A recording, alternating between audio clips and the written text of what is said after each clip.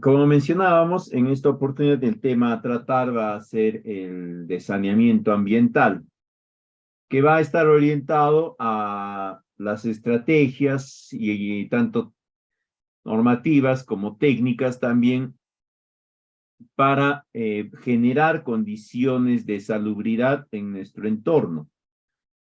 El temario está planteado para ver en primer momento lo relacionado a saneamiento ambiental, luego el marco normativo bajo el cual esta disciplina se implementa.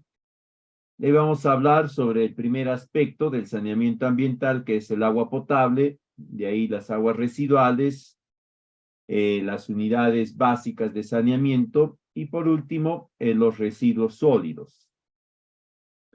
Gestionados todos estos de manera apropiada, se garantiza preservar o en todo caso mantener las condiciones ambientales en los términos que permita el desarrollo de la población sin verse afectada ella a raíz de estos impactos.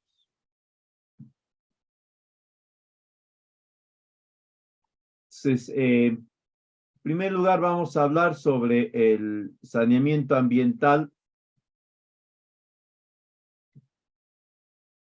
Para ello tenemos que mencionar en primera instancia qué entendemos como salud y salud pública. La salud no solamente es la recuperación de un estado de bienestar, ¿no? De carácter físico, sino es que este bienestar comprende también el aspecto mental y moral, pero de forma permanente, no es la ausencia de enfermedad. Es decir, cuando se habla de salud no se indica o no se entiende que estamos exentos de alguna enfermedad, sino que gozamos de bienestar físico, mental y moral. En esos ámbitos es comprendida la salud. Y si esta idea la trasladamos al sector público, es decir, a la población, para que se pueda garantizar que la población goce de este estado de bienestar, se tienen que implementar una serie de medidas, ¿no? ¿Quién las va a implementar o quién las va a dictaminar? Va a ser el aparato estatal, que es el responsable de la salud pública. Entonces, estas medidas van a estar centradas en aspectos normativos y también en aspectos técnicos, lo cual nos deja entender que los entes estatales van a brindar normativas, lineamientos políticos, estrategias políticas, etcétera, pero dentro de ellas también va a indicar cuáles son los parámetros que se tiene que alcanzar para garantizar este bienestar físico, mental y moral de la población en su conjunto ya. Para ello, para que se pueda generar esta salud pública, se tiene que alcanzar dos metas. Una relacionada al saneamiento básico y otro vinculado a la educación sanitaria o la educación e higiene. El Estado plantea que se logra y se preserva la salud pública generando todo lo relacionado a los servicios de saneamiento básico. Ahí hablamos de agua potable, la gestión de las aguas residuales y el alcantarillado, ¿no? En el ámbito rural, las excretas y los residuos sólidos. Para ello va a brindar los servicios de infraestructura necesarios. El Estado va a promover estos servicios o esta infraestructura para garantizar agua potable, tratamiento de aguas residuales y gestión de residuos sólidos. Pero al mismo tiempo, el Estado va a implementar medidas orientadas a promover y desarrollar aspectos de educación sanitaria ya en la población en conjunto. Cada una de ellas, obviamente, orientado a agua potable, a tratamiento de aguas residuales, a las unidades básicas de saneamiento y a los residuos sólidos. Y esto lo va a hacer para poder garantizar este bienestar permanente de la población, que se va a verificar a través de la reducción de la mortalidad infantil, ¿no? Y de las afectaciones de la salud de las personas a raíz de estos microorganismos, ¿no? Que están presentes en los cuerpos de agua naturales o en las aguas utilizadas.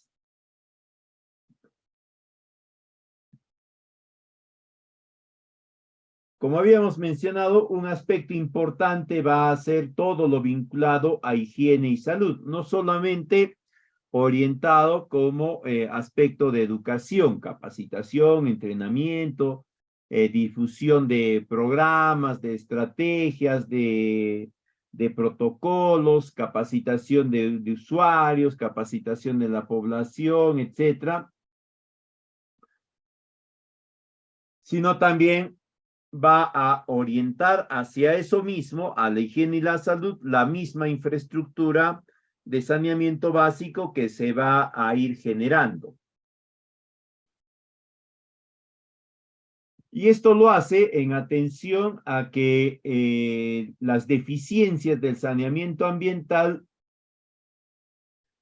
son una de las causas principales en una serie de afectaciones a la salud de las poblaciones más vulnerables, vulnerables por la edad, ¿no? Donde están los recién nacidos, los infantes, poblaciones que tienen algunos tipos de padecimientos, ¿no? Cronológicos ya, acumulativos, ¿no? Los adultos mayores, por ejemplo, pero también considera a las poblaciones vulnerables como aquellas que, debido a la naturaleza de sus actividades, van a estar expuestas en mayor medida a estas posibles contaminaciones de no gestionarse apropiadamente lo relacionado a agua potable, aguas residuales y residuos sólidos. Un gran porcentaje de mortandad, ¿no?, se atribuye a causas ambientales, es decir, a situaciones en las cuales no se ha gestionado apropiadamente agua potable, aguas residuales, ni tampoco los residuos sólidos, ¿no? En países en desarrollo se estima que aproximadamente todavía estamos cerca al 25% de mortalidad atribuible a causas ambientales. Y en países en desarrollo o desarrollados ya, perdón, al más o menos alrededor del 17% de la mortalidad se atribuye a estos tipos de causas. Es decir, la población se ha visto expuesta o ha consumido agua que no estaba potabilizada, o en todo caso el proceso de potabilización era deficiente, no gestionaban apropiadamente las aguas residuales, por lo tanto se vertía estas a cuerpos naturales de agua o se depositaba en otros espacios sin ningún tipo de tratamiento. Se convertían entonces en focos de generación de enfermedades, ¿no? Pues básicamente por estos residuos fecales que están contenidos en las aguas residuales, y pues ahí proliferaban otras, era un ambiente propicio para la proliferación de otras especies, ¿no?, que generalmente definían problemas de mayor contaminación y diseminación de estas enfermedades. Entonces, saneamiento ambiental, la OMS la entiende como una disciplina, es decir, con es la confluencia de varias ciencias, de varias técnicas, que está orientada a garantizar la salud humana, considerando la calidad de vida, ¿no? Y esta calidad de vida la entiende como que está determinada por factores ambientales, físicos, químicos, biológicos y psicosociales. Uno de los principales factores, lo entiende la OMS, que es el factor ambiental. Pero el factor ambiental comprendido como el resultado de la gestión del ser humano sobre su entorno, cómo el ser humano está gestionando diferentes recursos, diferentes actividades en ese ecosistema y las alteraciones que sobre este genera, que al final impactan en la salud de las personas. En ese contexto se puede entender pues que el saneamiento ambiental en primera instancia va a mejorar las condiciones de vida de la población, ¿no? Porque la va a exponer menos o va a estar orientada a exponerle menos a estas situaciones de afectación de su salud, va a mitigar la pobreza, el hambre, la desnutrición y sobre todo va a salvaguardar la salud principalmente de las poblaciones vulnerables, las infantil en primera instancia.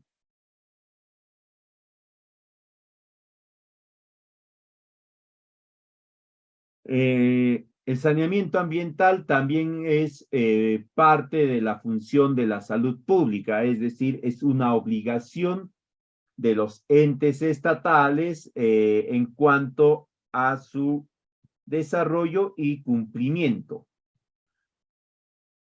Entonces, cuando hablamos de responsabilidad o hablamos de función en ámbitos del Estado, lo primero que tenemos que tener presente es que hay un marco normativo. El Estado, a través de sus diferentes entidades relacionadas a un aspecto determinado, en este caso saneamiento ambiental, va a brindar un conjunto de lineamientos normativos sobre los cuales ya los diferentes sectores tienen que irlos adecuando para garantizar que estos objetivos de estos lineamientos se puedan alcanzar. ¿Cuáles van a ser los objetivos? Como ya habíamos mencionado, garantizar condiciones de salubridad, ¿no? Para la población. Condiciones de salubridad y salud para la población.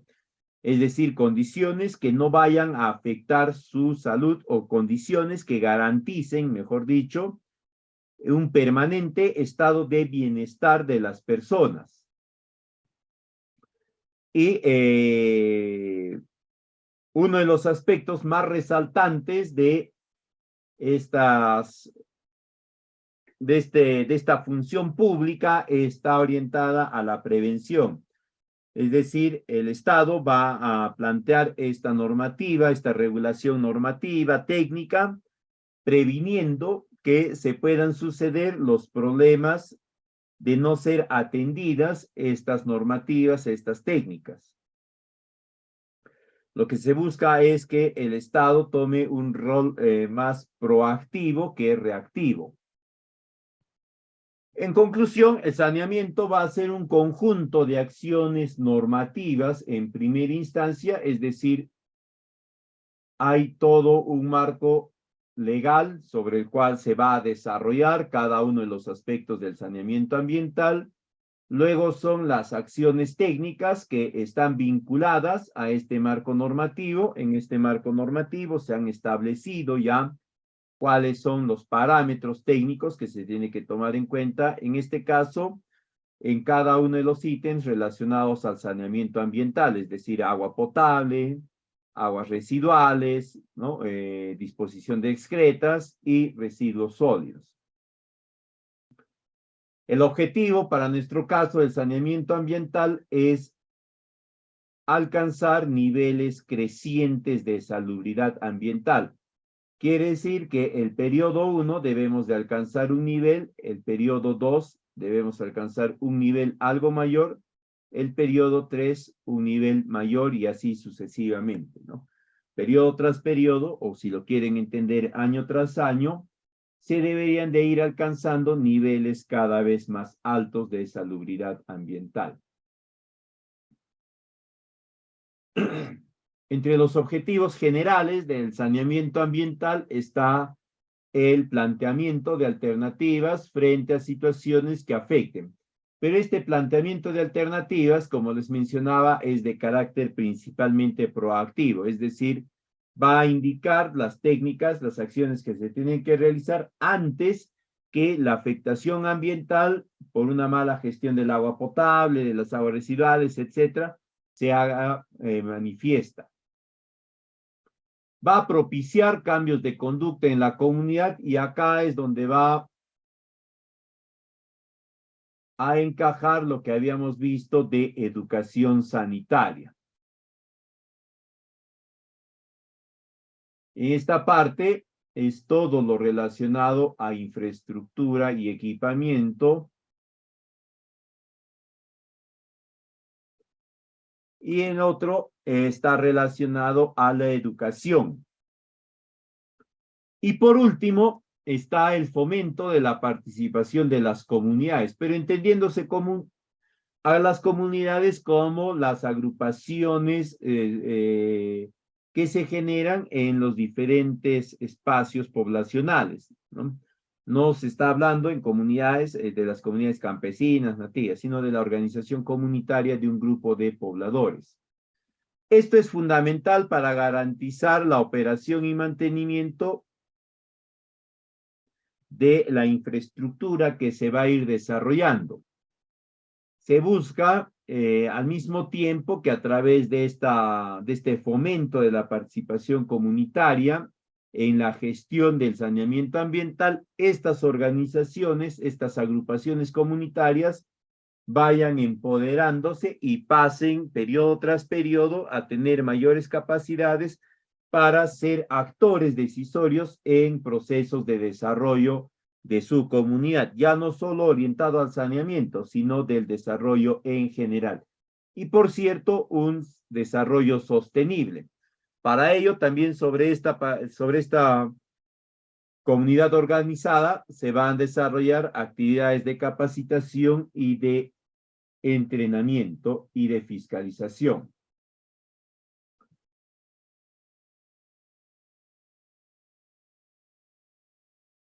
Entonces, para poder garantizar que se alcancen estos objetivos del saneamiento ambiental, el marco normativo, los parámetros técnicos, consideran una serie de procesos en la implementación de cada uno de estos aspectos, tanto de agua potable, aguas residuales, disposición de excretas y también de residuos sólidos. Pero al mismo tiempo, ¿no?, nos va a indicar cuáles son las características de ese proceso de implementación, características principalmente técnicas.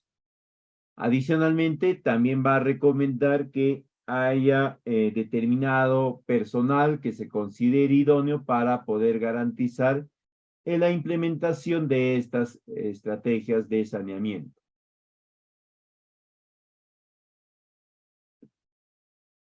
¿Cuál es el alcance del saneamiento básico? El saneamiento ambiental es el agua potable, es decir, se va a generar una normativa y también un conjunto de parámetros técnicos relacionados a la gestión de agua potable desde su captación, su uso, su distribución y su propia administración. Luego las aguas residuales, desde el momento en que estas son generadas a través del uso del cuerpo de agua en las diferentes actividades del ser humano, a todo el proceso de reposición o de retiro de los elementos considerados contaminantes de estas aguas residuales hasta su disposición final o a una fuente natural o alguna actividad productiva, pero previamente alcanzando una serie de parámetros de calidad de este cuerpo. De ahí están los residuos orgánicos, ¿no? Esto ya está orientado a los ámbitos rurales, en los cuales debido a la dispersión, no se puede implementar sistemas de alcantarillado que permita gestionar estas aguas residuales, ¿no? Estas excretas, y lo que se define son las unidades básicas de saneamiento, también conocidas como UBS, para poder gestionar sanitariamente estas excretas en el ámbito rural. Luego tenemos los residuos sólidos, donde se considera toda la gestión integral de los residuos sólidos, que pueden ser tanto de ámbito municipal como de ámbito no municipal.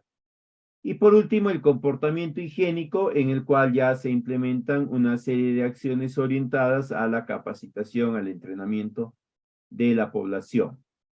Rápidamente vamos a ver sobre el marco normativo del saneamiento ambiental. Acá estamos hablando ya de una amplitud importante de normas específicas que se han ido generando. Nosotros vamos a revisar algunas de ellas en esta oportunidad y lo vamos a hacer de forma muy rápida y muy sucinta. Tenemos en primera instancia la ley del Ministerio del Ambiente, la Ley General del Ambiente, la Ley de Recursos Hídricos. Las dos primeras, la Ley del Ministerio del Ambiente y del Ambiente, son los marcos normativos de la entidad rectora del saneamiento ambiental. La tercera, la Ley de Recursos Hídricos, está más orientada a lo que es la calidad del cuerpo de agua, ¿no? Orientado al consumo poblacional o agua potable. Luego está la Ley Marco para el crecimiento de la inversión pública, porque el Estado plantea que también a través de la inversión privada, perdón, de la Ley Marco del crecimiento de la inversión privada, se puede generar infraestructura importante, considerando que se ha definido que uno de los ejes de atención prioritaria hasta el año 2025 va a ser el desarrollo de infraestructura de saneamiento básico, agua potable, alcantarillado, principalmente.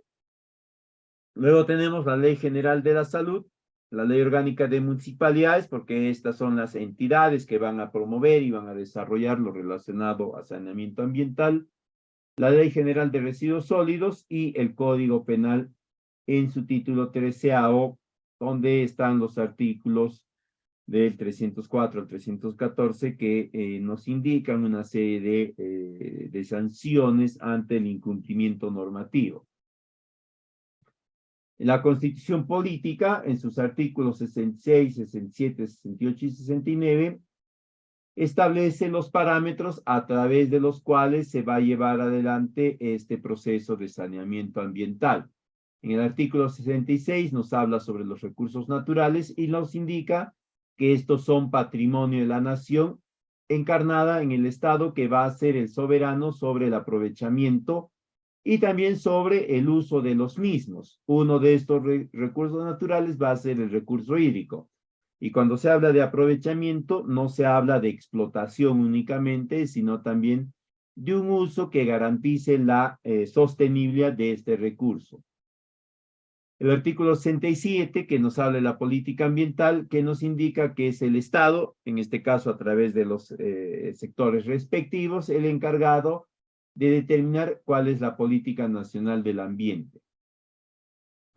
El artículo 68 nos menciona sobre la conservación de la diversidad biológica y las áreas naturales, estableciendo, ¿no?, que el Estado es el encargado, el responsable de conservar la biodiversidad biológica y proteger áreas naturales, pero que esto va a necesariamente involucrar una serie de acciones relacionadas al saneamiento ambiental también.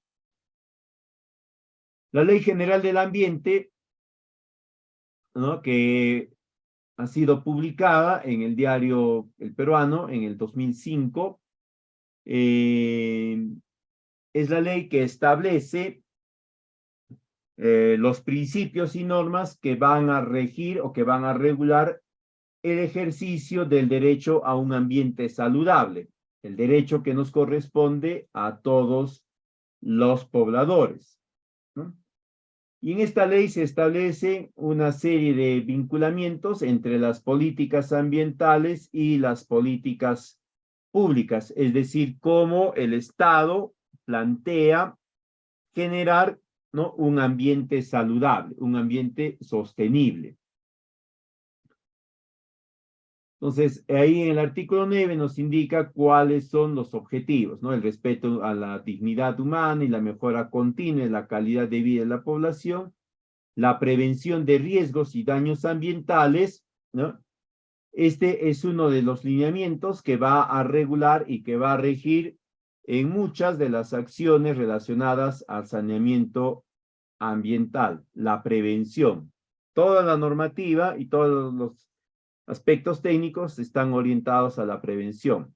El aprovechamiento sostenible de los recursos, el desarrollo sostenible también de las zonas urbanas y rurales, es decir, que en el proceso de generación de condiciones que garanticen la habitabilidad en estas zonas, estas no vayan a afectar su entorno, que vaya a degradar el ecosistema y finalmente las poblaciones, tanto urbanas como rurales, no puedan continuar habitando en estos espacios.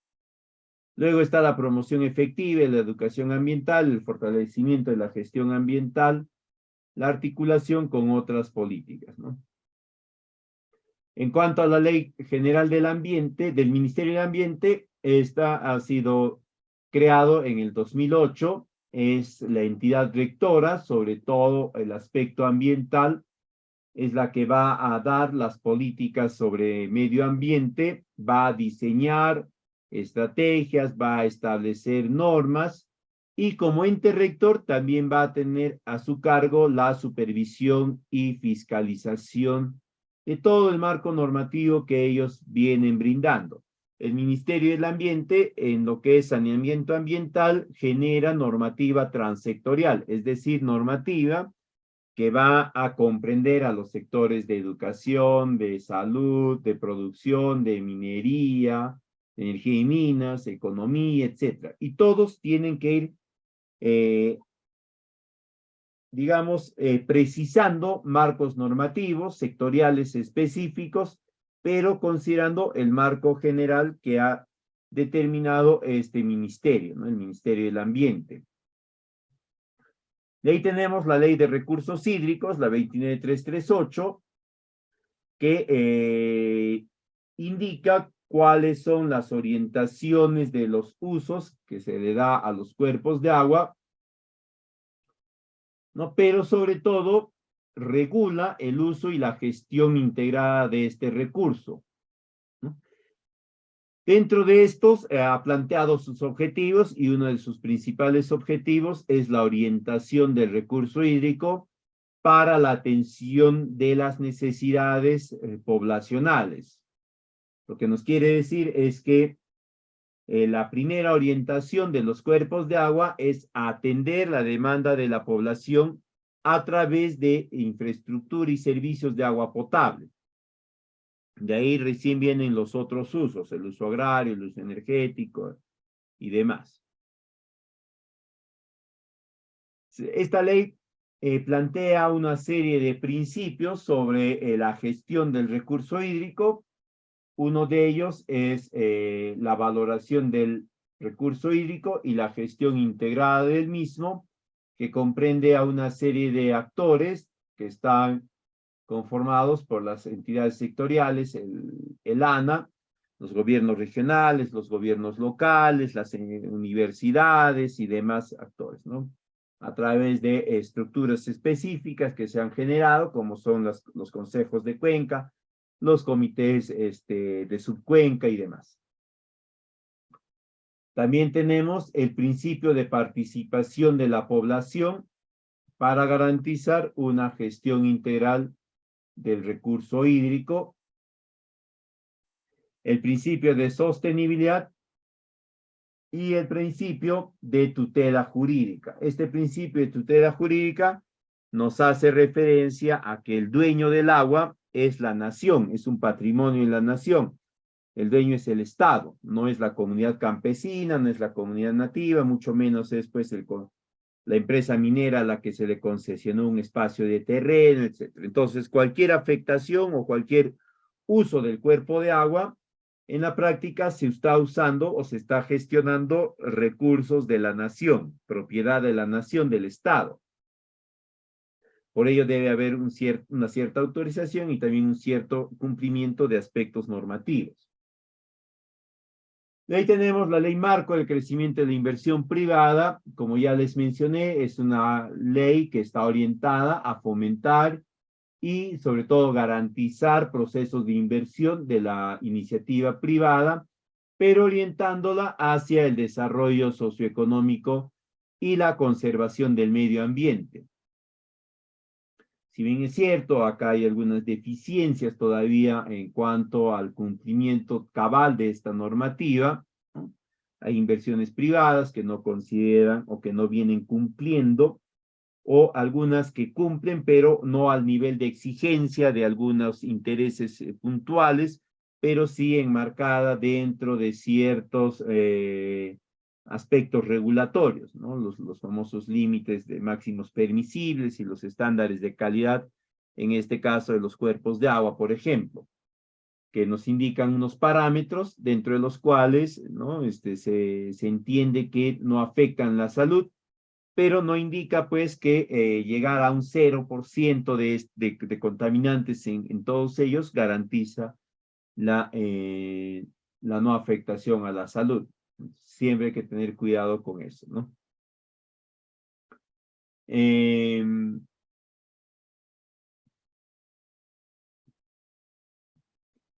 Dentro de este marco normativo también establece algunas prohibiciones como es el incumplimiento en primera instancia, ¿no? de las obligaciones o de los compromisos ambientales asumidos por el inversor privado.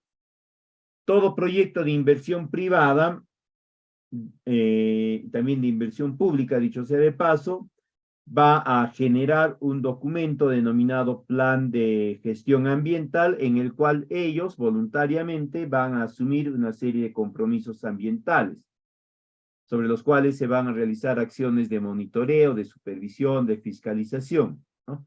Para verificar si se están cumpliendo. Y en caso de no cumplirlos, pues simplemente tendrán que verse allanados a las amonestaciones y sanciones que puedan requerirse.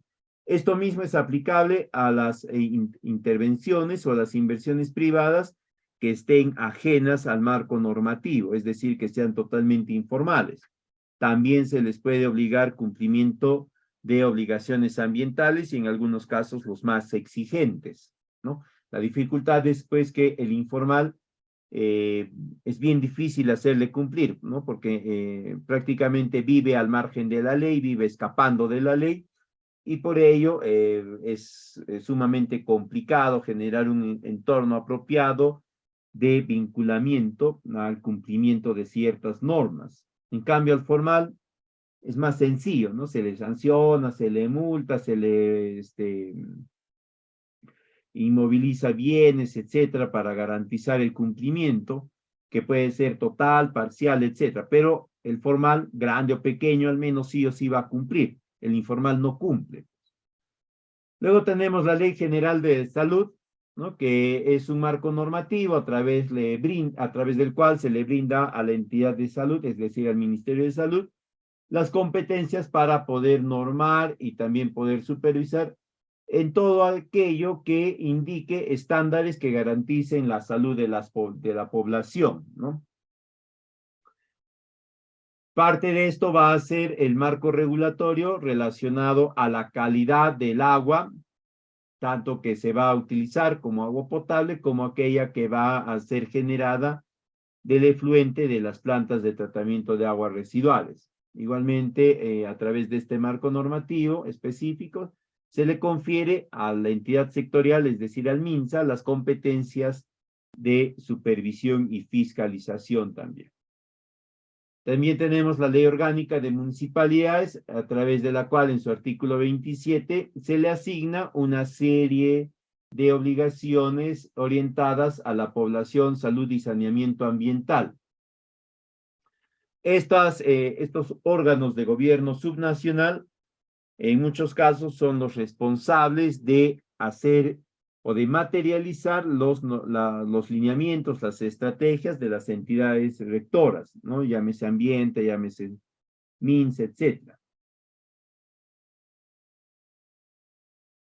Y tenemos la Ley General de los Residuos Sólidos, que es el marco normativo que establece derechos, obligaciones, etcétera, que garanticen una correcta gestión y manejo de los residuos sólidos. Después hay un marco normativo más específico, que es la Ley de Gestión Integral de los Residuos Sólidos y así. Pero a través de este marco normativo genérico se establecen las condiciones que garanticen que la generación y la gestión de los residuos sólidos pueda tener el menor impacto posible. Y finalmente tenemos el Código Penal, que en su título 13º, entre los artículos del 313 al 314, establece una serie de aspectos relacionados a los delitos contra el medio ambiente o los delitos ecológicos, ¿no? Entonces ahí están pues los artículos que indican cuáles son los aspectos de contaminación, la responsabilidad del funcionario público debido al otorgamiento no correcto, incorrecto, indebido de licencias o falsedad de informes, etcétera, ¿no? En otras palabras, acá nos habla ya sobre sanciones no solamente administrativas, sino también de carácter penal, es decir, situaciones en las cuales se puede prohibir la libertad de las personas, ¿no?, que están involucradas.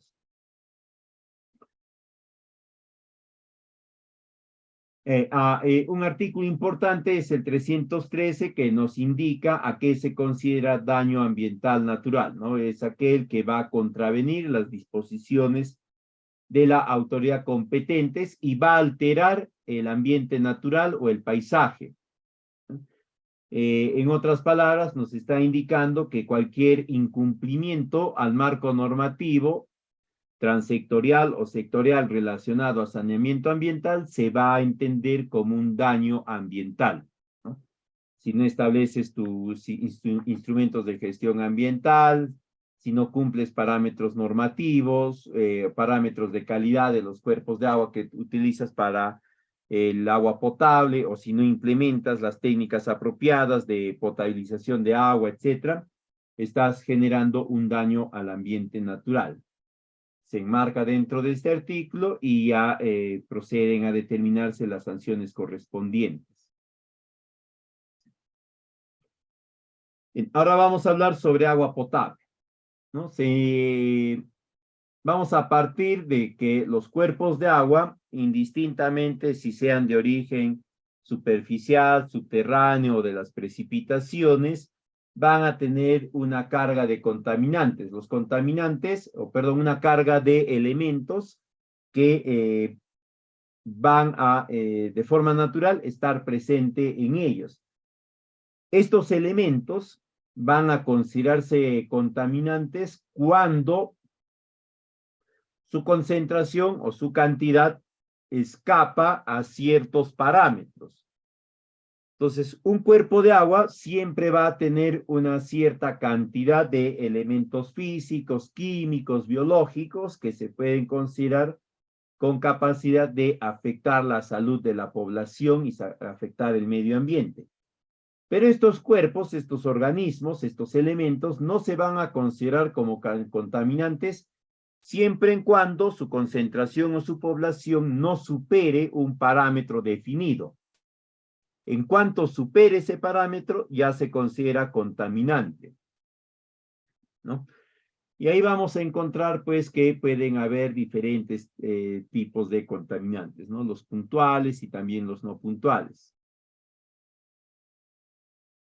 En cuanto al agua potable, su gestión tiene un marco de complejidad porque va a estar orientada a atender la demanda de una población o de grupos poblacionales que tienen diferentes niveles socioeconómicos. Entonces, la estrategia o la tecnología que se va a implementar tiene que garantizar que todos los grupos socioeconómicos que se va a atender con esta infraestructura de agua potable puedan cumplir las exigencias, ¿no? O los parámetros, sobre todo de aspecto económico, para la operación y mantenimiento de la infraestructura. No se puede generar un sistema de agua potable considerando únicamente al grupo económico más pudiente y que ellos van a poder cumplir con el pago de una cuota o de una tarifa que esté vinculada a un tratamiento o a unas tecnologías de alto nivel, ¿no? Ellos podrán, pues, porque tienen más ingresos, pero con ese mismo sistema vas a atender a población que tiene mucho menos ingresos. Y en ese supuesto, ellos no van a estar en la capacidad de poder cumplir con este pago. Luego tenemos que en muchos espacios hay viviendas que están afincadas en zonas periféricas o también las llamadas periurbanas o rurales, ¿no? Esto va a generar que los conductos de distribución sean mucho más largos, ¿no? Y a su vez va a requerir que los instrumentos o los elementos de bombeo, ¿no? O los instrumentos a través de los cuales se pueda garantizar la dotación correcta de agua sean más, o tengan ciertas características. Hay un limitado acceso a nuevas tecnologías principalmente por esta diversidad de aspectos o de niveles socioeconómicos de la población. En el ámbito rural tenemos pues que los sistemas de saneamiento que se vayan generando deben de estar a cargo de las organizaciones comunales, pero para ello también se les tiene que capacitar, es decir, el Estado tiene que considerar ello para ir generando infraestructura de agua potable, principalmente en el ámbito rural. Tiene que capacitarse al operador, es decir, a la famosa JAS o el operador comunal. No se puede generar infraestructura donde no existe o donde va a ser bien difícil que haya un operador comunal reconocido, o en todo caso un operador nada más. Y luego tenemos ciertas deficiencias en la supervisión, control, apoyo técnico, etcétera, relacionado a la infraestructura, a las empresas que brindan servicios de saneamiento. Pero esta deficiencia o esta ineficiencia lamentablemente se ha trasladado hasta los procesos mismos de formulación de proyectos, elaboración de expedientes y ejecución de obras, ¿no? No necesariamente por deficiencias técnicas únicamente, sino también por incumplimientos normativos, ¿no? Es decir, el proyecto, la inversión no se ciñe al proceso que se ha establecido o en todo caso se ciñe este proceso pero no cumple todos los requerimientos técnicos o adolece de un conjunto importante de estudios. Otro aspecto que está muy relacionado a lo que es agua potable es el tipo de fuente, ¿no? Nosotros en nuestro medio tenemos como principal fuente de abastecimiento las aguas superficiales, en segunda instancia las aguas subterráneas y muy por detrás las aguas pluviales. Muchas de nuestras infraestructuras de agua potable, ¿no? Tienen como fuente de abastecimiento aguas superficiales, sean de lagos, de ríos, de canales, etc. Algunas, sobre todo en los ámbitos rurales, ¿no? Son de fuentes subterráneas, manantiales y también en algunos casos pozos. Y muy raras en nuestro medio, en nuestro país, Perú, ¿no? Son de fuente pluvial. Nosotros prácticamente tenemos un 3% nada más de desarrollo de este tipo de infraestructuras, porque hay una serie de parámetros, ¿no? ¿A qué denominamos entonces agua potable? Vamos a denominar como tal, ¿no? Al cuerpo de agua que esté libre de organismos o de microorganismos que causen enfermedades, o en todo caso que esta cantidad de microorganismos esté muy por debajo de ciertos parámetros. También que esté libre de compuestos nocivos para la salud, tanto físicos como químicos, que sea aceptable para el consumo en aspectos de color, gusto y olor, es decir, que sea incoloro, insaboro e inoloro. Y finalmente, fundamental que no existan compuestos o elementos químicos o físicos también en el cuerpo de agua que puedan generar corrosión o que puedan generar desgaste en las paredes interiores de las instalaciones sanitarias. Para nuestro caso específico, el uso principal que se le da al agua potable es para la atención de las actividades domésticas, ¿no? Tomar agua, prepararse alimentos, bañarse, aseo, etc. También en algunos casos la limpieza de vehículos, pero únicamente en los ámbitos domiciliarios. Algunos aspectos que se tiene que considerar para seleccionar el nivel de servicio de agua potable, es decir, qué tipo de componentes debe tener el sistema.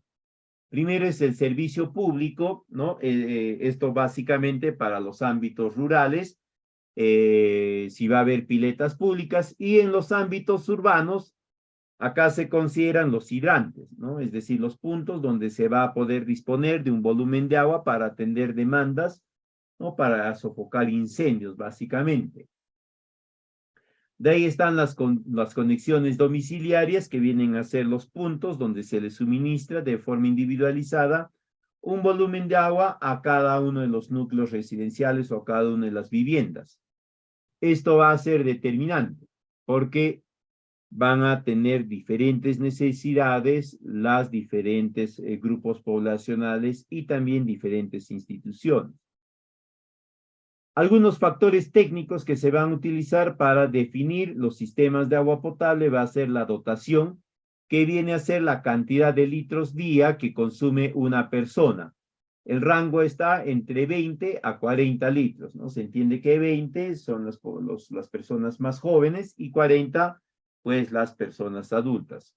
Un término medio va a ser 30 litros por habitante día, que también se considera como el término para las instituciones públicas y también para las instituciones privadas. Luego la fuente, ¿no? Que puede ser subterránea, superficial o pluvial. El rendimiento de la fuente, es decir, la cantidad de agua que va a poder aportar esta fuente para atender la necesidad, la demanda de la población. Y esto va a estar normado o va a estar regulado por la Autoridad Nacional del Agua, que ya ha hecho el estudio sobre el rendimiento de todas las fuentes, tanto superficiales como subterráneas, y que en función de estos estudios va a ir indicándonos cuál es la capacidad de aporte que la fuente va a tener para nuestra infraestructura.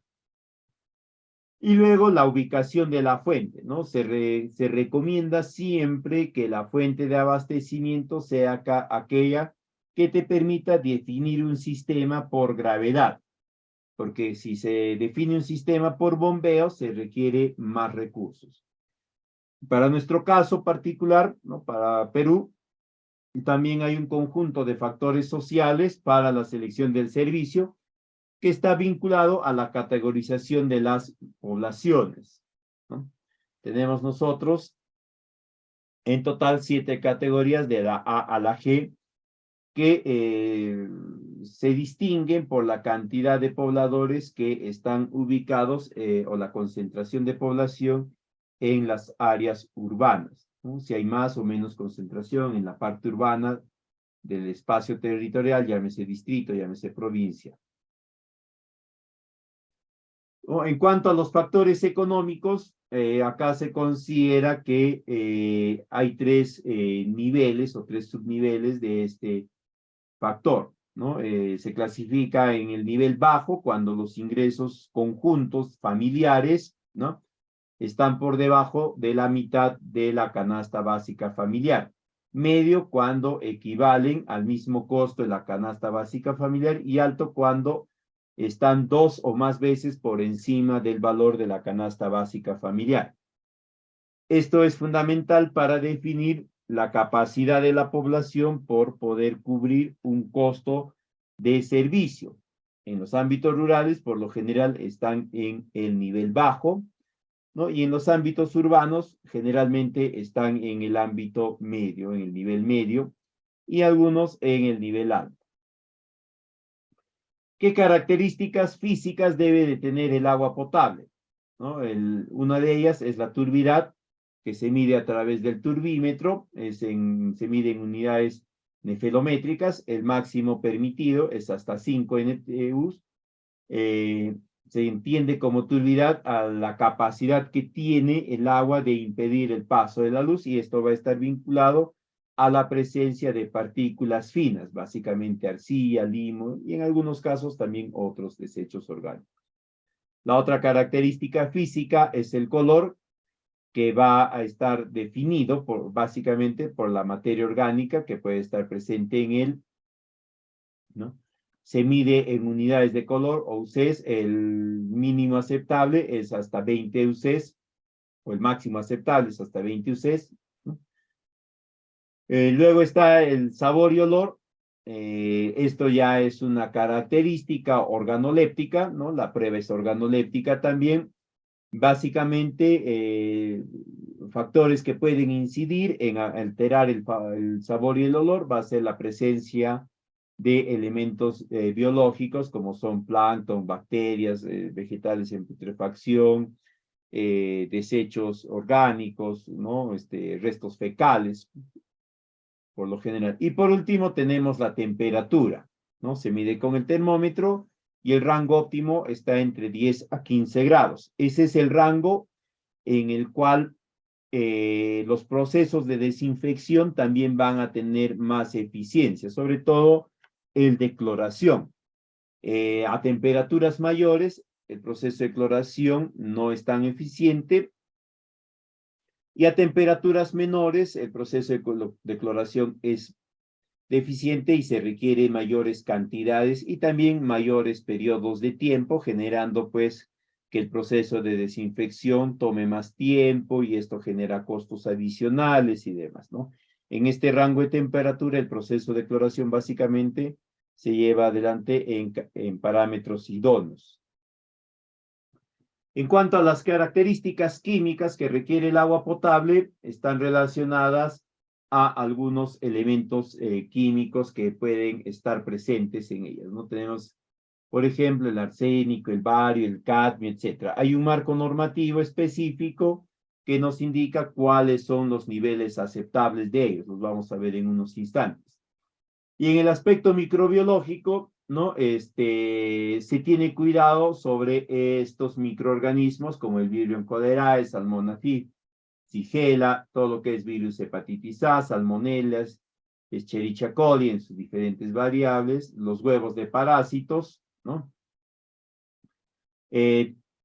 La determinación de la concentración de estos microorganismos se realiza a través de pruebas de coliformes, que nos van a dar indicadores de presencia o de concentración de estos elementos, ¿no? El sistema de abastecimiento de agua potable está generado por el punto de captación, la línea de conducción, la planta de tratamiento, ¿no? El reservorio, las líneas de aducción y de conducción, y luego las redes de distribución y finalmente las conexiones domiciliares, ¿no? Y ya ahí, dependiendo de ciertas características, pueden haber algunas variantes.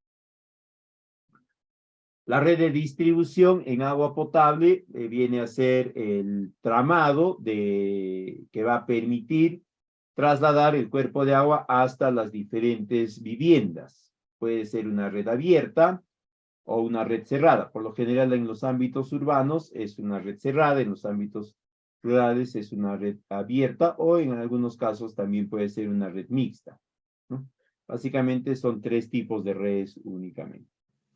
Bien, muchas gracias por ver nuestro curso. A continuación vamos a brindarte detalles para obtener tu certificado, ya sea digital o físico, acompañado también de los materiales del curso que acabas de ver. Bien, para ello es importante que te puedas comunicar vía WhatsApp, ¿ok? Vía WhatsApp al 951-428-884 o también al 930-627-791 vía WhatsApp. Y nuestros asesores estarán brindando toda la información correspondiente y los pasos a seguir para obtener tu certificado aquí en Perú. Y también recuerda, estamos certificando aquí en Latinoamérica también, si estás fuera de Perú, como en México, Ecuador, Colombia, Panamá, República Dominicana y otros países también puedes certificarte escribiéndonos delante de los números que estamos apreciando en pantalla con el prefijo +51. ¿Ya? Bien, por otro lado, también mencionarte que tenemos los medios de pagos disponibles para Perú, los que estamos apreciando en pantalla, los principales bancos y aplicativos también. Y para los pagos internacionales contamos con Western Union y PayPal para la adquisición de tu curso, los materiales y tu certificado. Bien, sobre el certificado tienes dos opciones. Puedes obtener la certificación en la modalidad digital o también el certificado en la modalidad en físico. Recordando que el certificado digital te va a llegar a tu correo con todos los materiales en alta resolución y con el código QR también para que puedas validar en nuestro sistema tu certificado. El certificado físico se envía por encomienda hasta tu ciudad. Previamente también los beneficios antes mencionados del certificado digital también te van a llegar, ¿no? Acompañado del documento original, el cual se te va a enviar por encomienda. Ya trabajando más de 4 años, estamos certificando a miles de profesionales aquí en Perú y también en Latinoamérica, ya en los diferentes cursos que estamos ofreciendo. Sobre el certificado físico, acotarte también que estamos haciendo los envíos a nivel nacional a todos los departamentos, válido para Perú y para todas las ciudades, a través de Cruz del Sur, a través de Olva Courier, ¿no? Los envíos se vienen realizando de manera diaria sobre el certificado físico, ¿ok? Bien, muchas gracias. Esa es la información respecto a la certificación. Ya ahí están los números una vez más para que puedas comunicarte vía WhatsApp para poder adquirir tu curso completo, los materiales también descargables y por supuesto tu certificado digital o físico.